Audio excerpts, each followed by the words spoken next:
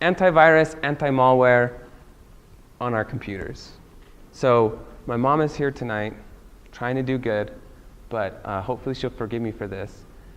Well, usually when we go over for Sunday night dinner, her or my sister will be like, hey, my computer is doing some funky things, and can you take a look at it? And usually I'll go on and I'll find some weird program that who knows how it got there and is not supposed to be there and is, slowing down performance or pulling up pop-up windows or weird things like that. So basically, malware is any type of, anti-malware, antivirus is software that are used to detect malicious programs, also known as malware or viruses. So these things are very bad. We don't want them on our computer. So like it says here, malware, short for malicious software, does all sorts of stuff. I was reading an article the other day, talked about a Samsung refrigerator that you can tweet from. Brilliant idea, because when I get a sandwich, I need to tweet that.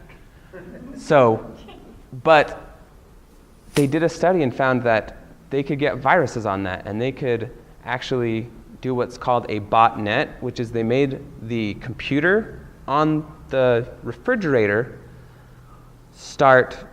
be part of a lot bigger network of computers that were used to spam or attack other servers, your refrigerator. So anything, your cell phone, think that's safe? Those of you who have iPhones, you're safe? You're not. Basically, no electronic device is safe. Any electronic device can get a virus or malware. So, 2013, we already learned that it was a crappy year for breaches. Lots of passwords, credit cards like that were breached. What about for viruses and software? Well, in 2012, right before 2013 start, just in the last quarter, there's a 35% increase in malware. So this comes from McAfee. They estimated that about every 69 seconds, they found a new virus or malware. So every minute, there's a new malicious program out there that could hurt your computer, steal sensitive data, lots of different things. That's kind of scary. That's a lot of stuff out there. So how do we protect ourselves? Well, installing antivirus, anti-malware, very good place to start. How many of you have it on your computer? How many of you know how to use it? Less. Okay, that's true. So my sister one time brought me her computer and was like, hey, this is doing some weird things. It's really, really slow, and here's what's happening. And she's like, but I have an antivirus program on there. So I found the virus, I took it off, went and looked at her antivirus program. It had never been run. So it couldn't protect her. And I asked her that. I'm like, hey, how come you haven't been? I didn't know I had to run this. Doesn't it do it automatically? So there's a lot of antivirus out there. I can't say which one's better, which one's not. I can't say, yes? Oh, I didn't mean to interrupt, but... Oh, no, you're fine. Can you set them to run automatically, periodically? Yes, you can. In fact, that's what I did for her. Mine, I think I have it scheduled to run every other day. Depending on how paranoid you are, you can do that more. You can probably set it every couple hours.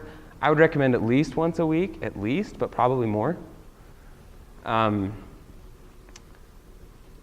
All of these have free versions, and the free versions are usually fine. Usually what happens is there's less functionality, but if you don't really know what you're doing with your antivirus, it's probably okay.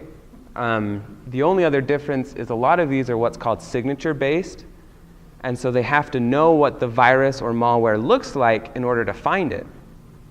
And the free versions usually get updated slower than the paid versions. So if McAfee here finds a virus, they could update their paid subscribers that day and they're protected, but they might wait a week to send it out to their free version, right? So it's kind of a risk. You got to decide, am I okay waiting a week? Am I safe enough that it's probably not a problem?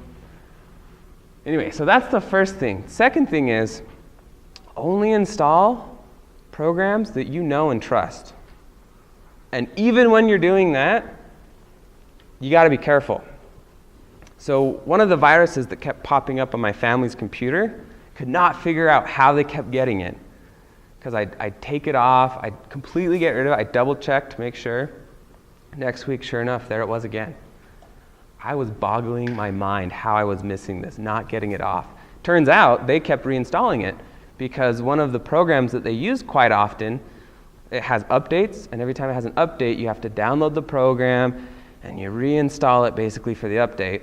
And when they do that, how many of you have seen it's like, hey, let's install the AVG Safe toolbar, and let's install this here, and let's install this here. But most of the time, we're just like, next, install.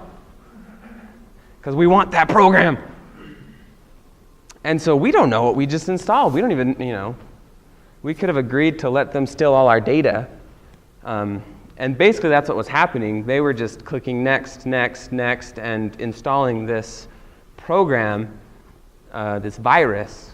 And it wasn't me. I wasn't crazy, thank goodness. So really, really make sure that when you're installing programs, check to make sure that you know what you're installing. Make sure it's from a trusted source. Because sometimes you can be downloading a real program that isn't malicious, but if you're getting it from a site that's kind of sketchy, they may have inserted another program into it and not told you. So when you're downloading programs, make sure it's from a trusted site and that you're only installing what you intend to install. Now, how do we know if it's a trusted site?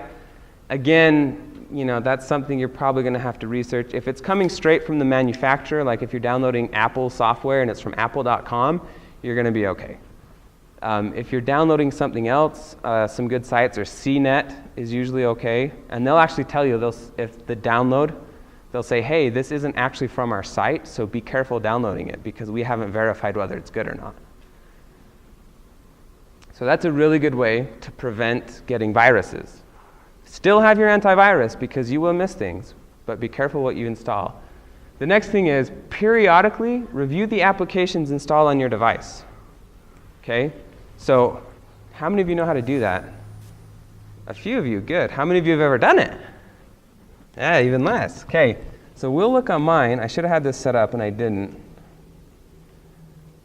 So in Windows, if you go to the control panel and you've all uninstalled a program, I'm sure, and it's actually the same place. So we go here to Programs and Features. You can see that, right? Good.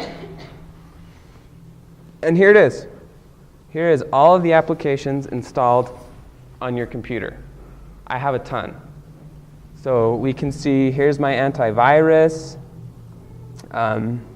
Here's one.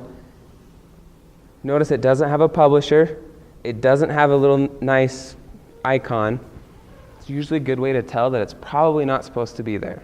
In my case, it is, but it is my antivirus. Actually, I had to create a rule to not yell at me because this is actually a hacking tool.